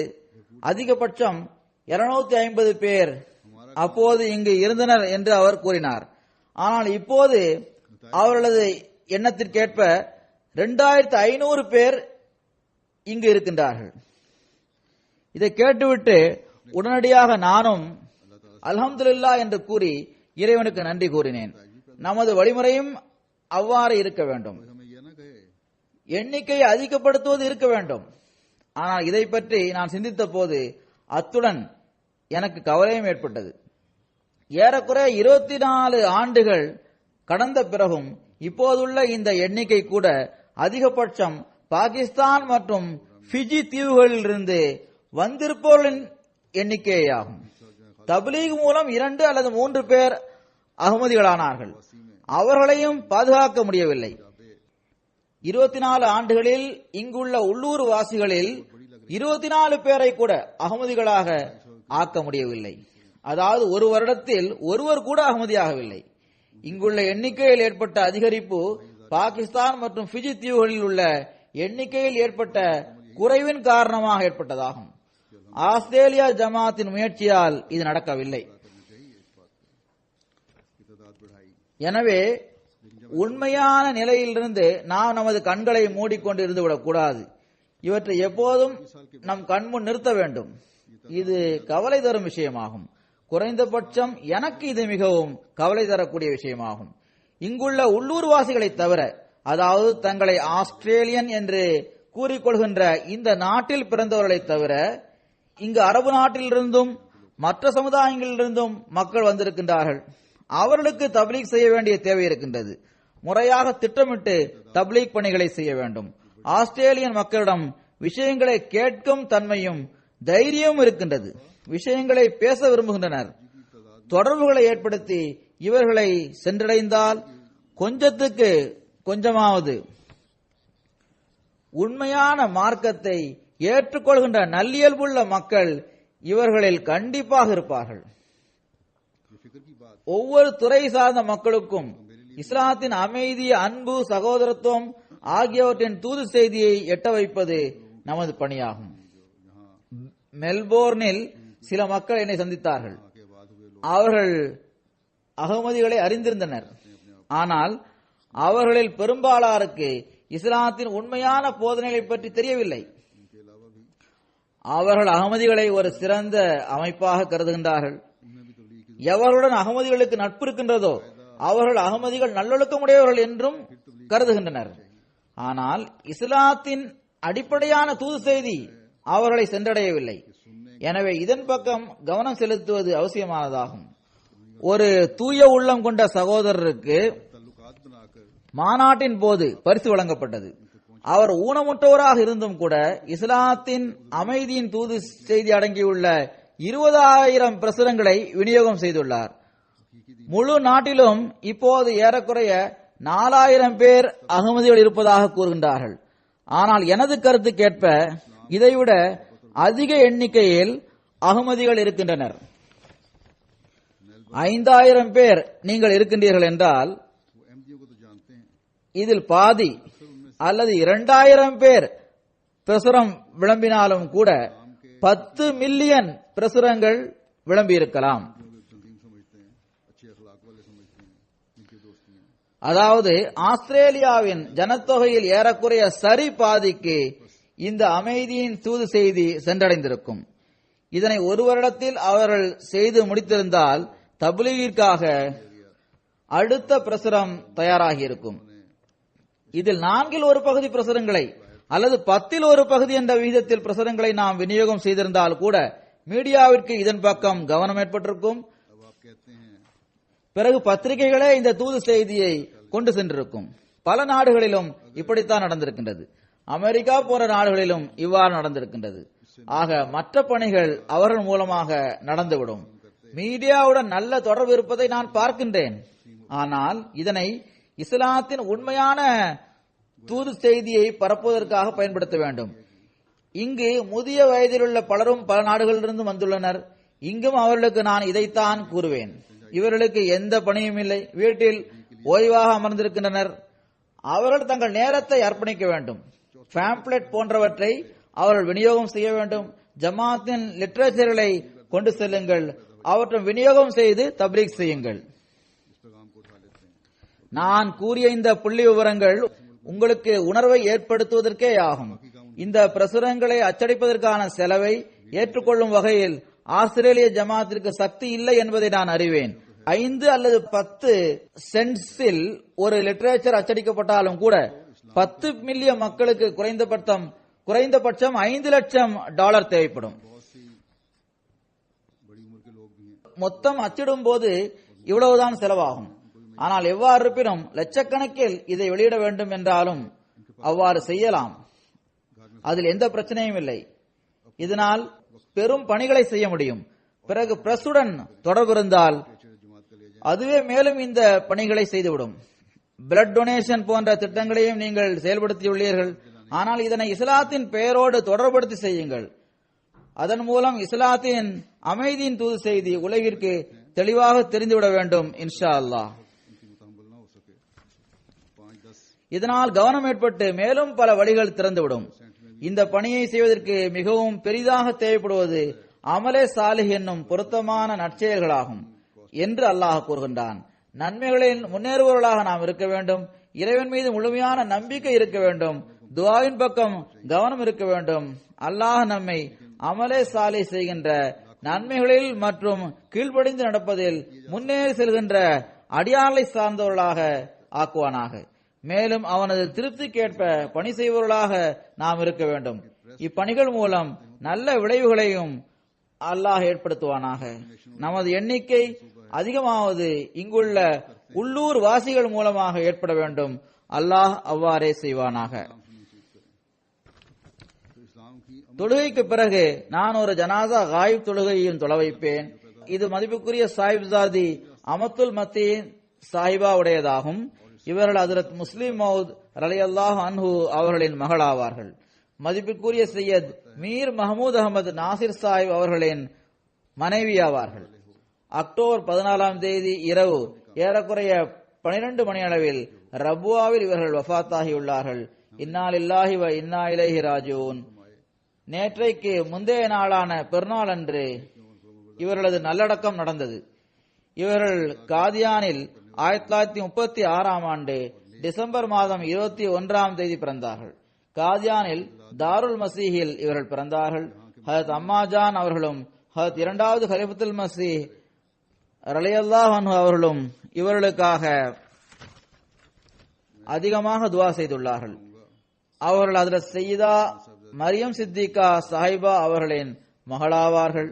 ஹஜரத் முஸ்லிம் மௌத் ரலியல்லாஹு அன்ஹு அவர்களின் இந்த மனைவி மூலம் இவர்கள் மட்டுமே பிறந்தார்கள். இவர்கள் டாக்டர் மீர் முகமது இஸ்மாயில் சாஹிப் அவர்களின் மகள் வழி பேத்தி ஆவார்கள். ஹஜரத் டாக்டர் மீர் முகமது இஸ்மாயில் சாஹிப் ஹஜரத் 2வது கலிஃபத்துல் மசீஹின் மாமா ஆவார்கள். ஹஜரத் முஸ்லிம் மௌத் ரலியல்லாஹு அன்ஹு அவர்கள் தமது மகளுக்காக சில கவிதைகளையும் எழுதியுள்ளார்கள். அது கலாமே மஹமூதில் அத்ஃபால் அஹமதியா கே தரானே என்ற பெயரில் வெளிவந்துள்ளது. இந்த கவிதையின் ஒரு வரி மேரி ராத் தின் பஸ் யஹி ஏக் சதா ஹை कि इस आलम कौन का एक खुदा है. இரவும் பகலும் எனது ஓசை இதுவேயாகும். இந்த உலகை உருவாக்கிய ஒரு இறைவன் இருக்கின்றான். ஹத் முஸ்லிமோத் ரலியல்லாஹு அன்ஹு அவர்களின் சந்ததிகளின் குறிப்பாக மகள்கள் அனைவருக்குமே அல்லாஹ்வுடன் நெருக்கமான தொடர்பு இருந்ததை நான் பார்த்துள்ளேன். அவர்கள் முறையாக தொழக்கூடியவர்களாக இருந்ததுடன் மட்டுமல்லாமல் மிகவும் கவனத்துடனும் உருக்கத்துடனும் நீண்ட தொழுகையை தொழக்கூடியவர்களாக இருந்தனர். மதிப்புக்குரிய மீர் மஹமூத் அகமது நாசிர் சாஹிப் அவர்கள் முபல்லிகாக இருந்திருக்கின்றார்கள். அவர்கள் தமது வாழ்வை ஜமாத்திற்கு அர்ப்பணித்தவர்கள் ஆவார்கள். ஸ்பெயினிலும் அமெரிக்காவிலும் இவர்கள் முபல்லிகாக இருந்துள்ளார்கள். இவர்களுக்கு இவருடன் சேர்ந்து இருப்பதற்கான சந்தர்ப்பம் கிடைத்தது. முபல்லிகின் மனைவியாக இருப்பதன் உரிமையை அவர்கள் செலுத்தினார்கள். ஸ்பெயினில் மஸ்ஜித் பஷாரத் கட்டப்பட்ட போதும் இவர்கள் அங்குதான் இருந்தார்கள். அதற்கான தயாரிப்பு பணிகளையும் உணவு சமைக்கும் பணிகளையும் இவர்கள் செய்து வந்தார்கள். அப்போது அங்கு இதற்கான முறையான ஏற்பாடு இல்லாமல் இருந்தது. ஹத் 4வது கலிஃபத்துல் மஸீஹ் ரஹ்மத்துல்லாஹி தஆலா அவர்களும் இதை பற்றி எடுத்து கூறியுள்ளார்கள். அப்போது அவர்கள் கூறினார்கள், அந்த சமயத்தில் இரவு 3 மணிக்கு இவர்கள் தமது பணியை முடித்துவிட்டு தூங்க செல்லும் போது அல்லாஹ் இன்று இப்போது தூங்குவதற்கான சந்தர்ப்பத்தை வழங்கியுள்ளான் என்று கூறி மகிழ்ச்சி அடைவார்கள். இரவு பகலாக மிக நீண்ட நேரம் இவர்கள் பணியாற்றியுள்ளார்கள். அல்லாஹ்வின் அருளால் மஸ்ஜித் பஷாரத்தின் துவக்க நிகழ்ச்சி மிகவும் வெற்றிகரமாக நடந்தது. விருந்தினர்களுக்கும் ஹத் 4வது கலிஃபத்துல் மஸீஹ் அவர்களுக்கும் இவர்களே தங்களது கண்காணிப்பின் கீழ் உணவு சமைத்தார்கள். ஏனென்றால் அப்போது முறையாக உணவகத்திற்கான ஏற்பாடு இல்லாமல் இருந்தது. அமெரிக்காவில் கலிபோர்னியாவில் நீண்ட காலம் இவர்கள் இருந்துள்ளார்கள். அங்கு ஜமாத்தின் நிலை அப்போது எப்படி இருந்ததென்றால் அங்கு வாஷிங் மெஷின் போன்ற எந்த பொருளுமே இருக்கவில்லை. துணிகளை துவைப்பதற்கும் வீட்டின் பிறப்பணிகளை செய்வதற்கும் உதவியாக ஒரு உதவியாளருக்கான ஆஃபர் அவர்களுக்கு வந்தபோது அதை ஏற்க அவர்கள் மறுத்துவிட்டார்கள். வீட்டு பணிகளை தாமே செய்யும் பழக்கம் இருந்தது. பாகிஸ்தானில் தலைமையக லெஜனா அமைப்பிலும் இவர்கள் செயலாளராக பணியாற்றியுள்ளார்கள். பல்வேறு பொறுப்புகளையும் வகித்துள்ளார்கள். கிலாபத்துடன் மிகவும் ஆழ்ந்த பற்றுமிக்க தொடர்பு இருந்தது. அவர் என்னுடைய சிற்றன்னை ஆவார். ஆனால் கிலாபத் பதவிக்கு நான் வந்த பிறகு கிலாபத் மீதுள்ள கண்ணியம், அன்பு, நேசம் ஆகியவற்றின் தொடர்பில் அவர்கள் மிகவும் முன்னேறி சென்று விட்டார்கள். ஆரம்பத்தில் முதல் முறையாக இங்கு லண்டன் வந்தபோது நான் அவர்களிடம் நேரடியாக எதையும் பேச முடியாது என்று ஒருவரிடம் அவர்கள் கூறியுள்ளார்கள். இந்த வருடம் யூகே ஆண்டு மாநாட்டிற்கு வந்த சமயத்தில் கூட அவர்கள் நோயுற்றிருந்தார்கள். அந்நிலையில் கூட அவர்கள் மாநாட்டில் கலந்து கொள்ள லண்டன் வந்திருந்தார்கள். அப்போது இவர்களுடன் எனக்கு சந்திப்பு ஏற்பட்டது. இவர்களுக்கு 4 மகன்களும் 1 மகளும் உள்ளனர். மகன்களில் 2 வாழ்க்கையை ஜமாத்திற்காக அர்ப்பணித்தவர்கள் ஆவார்கள். அவரில் ஒருவரான டாக்டர் குலாம் அஹமத் ஃபாரூக் சாஹிப் அவர்கள் அமெரிக்காவில் கம்ப்யூட்டர் சயின்ஸில் PhD செய்துள்ளார்கள். இன்றைய நாட்களில் அவர்கள் ரப்புவாவில் சதரஞ்சமன் அஹமதியாவின் அலுவலகத்தில் பணியாற்றி வருகின்றார்கள். 2வது மகன் வாழ்க்கை அர்ப்பணித்த பிறகு அமெரிக்காவில் இருந்து வந்தார்கள். பிறகு தனது வேலையை விட்டுவிட்டு லண்டன் வந்து விட்டார்கள். மஹமூத் அஹமத் சாஹிப் அவர்கள் லண்டனில் என்னுடன் இருக்கின்றார்கள். அவர்களும் என்னுடன் இங்கு வந்திருந்தார்கள். தனது தாயாரின் வஃபாத்தின் காரணமாக சில நாட்களுக்கு முன் அவர்கள் ரப்புவா சென்று விட்டார்கள். இந்த 2 சகோதரர்களும் மிகுந்த பற்றுடன் தொண்டாற்றக்கூடியவர்களாக இருக்கின்றனர். அல்லாஹு தாலா இனி வருங்காலத்திலும் இவர்களுக்கு இதற்கான தௌஃபீக்கை வழங்குவானாக. மர்ஹூமாவின் தகுதியை உயர்த்துவானாக. இவர்களது ஒரு மகள் ஹாலாந்தில் இருக்கின்றார்கள். ஒரு மகன் டாக்டராக துபாயில் இருக்கின்றார். இன்னொரு மகன் அமெரிக்காவில் இருக்கின்றார். அல்லாஹ் இவர்கள் அனைவருக்கும் ஜமாத்துடனும் கிலாஃபத்துடனும் ஆழ்ந்த பற்றுமிக்க தொடர்பை வைத்திருப்பதற்கான தௌஃபீக்கை வழங்குவானாக. ஹஜரத் மீர் மஹமூத் அஹமது நாசிர் சாஹிப் அவர்களும் இப்போதும் தனிமையாக இருப்பதை மிகுதியாக உணர்கின்றார்கள். அல்லாஹ் தனது அருளால் அவர்களுக்கு நிம்மதியான நிலைமையை வழங்குவானாக. இதனால் ஏற்பட்டுள்ள குறைவை அல்லாஹ்தான் தனது அருளால் நிறைவு செய்ய முடியும். நீண்ட நாட்களாக உடனிருந்தவர்களுக்கு எவ்வாறு இருப்பினும் இத்தகைய உணர்வுகள் இருக்கத்தான் செய்யும். அல்லாஹ் மர்ஹூமாவின் தகுதியை உயர்த்துவானாக. தொழுகைக்கு பிறகு இவர்களுக்காக ஜனாசா காயிப் தொழுகையை தொழ வைப்பேன்.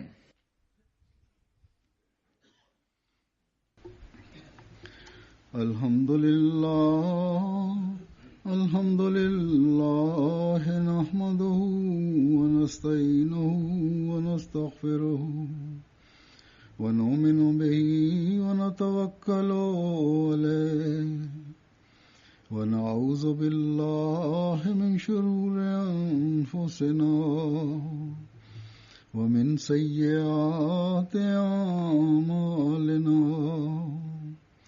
من يهده الله فلا مضل له ومن يضلل فلا هادي له ونشهد أن لا إله إلا الله ونشهد أن محمدا عبده ورسوله. عباد الله رحمكم الله إن الله يأمر بالعدل والإحسان وإيتاء ذي القربى وينهى عن الفحشاء والمنكر والبغي يعظكم لعلكم تذكرون. اذكروا الله يذكركم وادعوه يستجب لكم ولذكر الله أكبر.